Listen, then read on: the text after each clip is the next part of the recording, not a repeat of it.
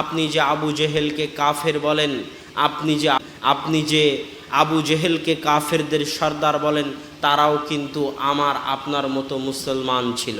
তারা আপনার আমার মতো কি ছিল, কি বললেন? তারাও কিন্তু আমার আপনার মতো মুসলমান ছিল। যে আবু জেহেল আমার রাসূলকে হত্যা করার জন্য এমনকি মদিনায় চলে গিয়েছে, যাদের নির্যাতনের শিকার হয়ে নবীজি মক্কা ছেড়ে মদিনাতে গিয়েছে, সেই মদিনাতে পর্যন্ত চিঠি পাঠিয়েছে এই আবু জেহেল যে তোমাদের দেশে একটা খারাপ লোক এসেছে, একে তোমরা কেন জায়গা দিয়েছ? তোমরা যদি একে বিতাড়িত না করো তাহলে আমরা সে মদিনায় আক্রমণ করব, মদিনায় গিয়ে যুদ্ধ করব তোমাদের সাথে। এই আবু জেহেল, এই নরঘাতক পিশাচ, এই কাফের, আর এই কাফের নাকি মুসলমান ছিল। তারাও কিন্তু আমার আপনার মতো মুসলমান ছিল। আপনি বিশ্বাস করেন আর না করেন, যারা আবু জেহেলকে মুসলমান বলবে, কাফের বলবে না, কাফেরের সাথেও তুলনা করবে না, আবু জেহেল তো হচ্ছে মক্কার মধ্যে শ্রেষ্ঠ কাফের, তারা নিজে কাফের। মহরমের 10 তারিখের সাথে কারবালার মাঠে হোসাইন রাদিয়াল্লাহু তাআলা আনহুর শহীদ হওয়ার কোনো সম্পর্ক নেই। নাউযুবিল্লাহি মিন যালিক। বলছেন যে মহরমের 10 তারিখের সাথে কারবালার ঘটনার কোনো সম্পর্ক নাই। নাউযুবিল্লাহ, আস্তাগফিরুল্লাহ। মহরমের 10 তারিখের সাথে কারবালার মাঠে হোসাইন রাদিয়াল্লাহু তাআলা আনহুর শহীদ হওয়ার কোনো সম্পর্ক নেই।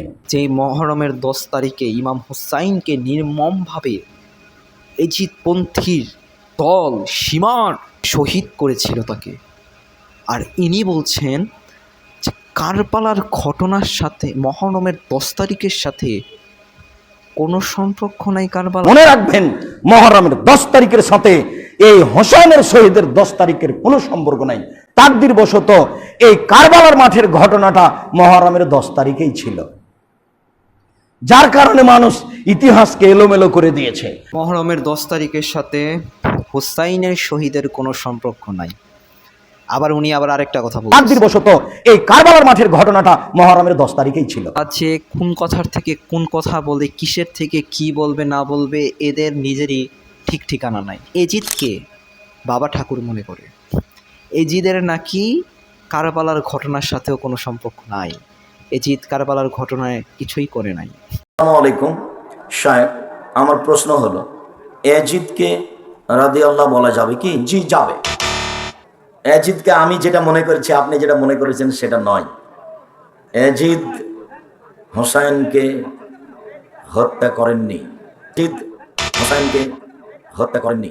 এজিদকে রাদিয়াল্লাহু আনহু বলা যাবে, এজিদ হত্যা করেন নাই, এজিদের হত্যার সাথে কোনো সম্পর্ক না। আরে ভাই, এজিদ তো একটা খুনি, এজিদ তো হত্যার উপদেশকারী। এজিদ হত্যা সরাসরি করেন নাই, কিন্তু সীমারকে দিয়ে করিয়েছেন।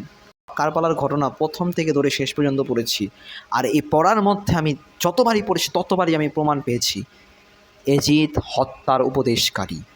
এজিদ সরাসরি হত্যা করেন নাই, তবে সীমারকে দিয়ে উনি হত্যা করিয়েছেন।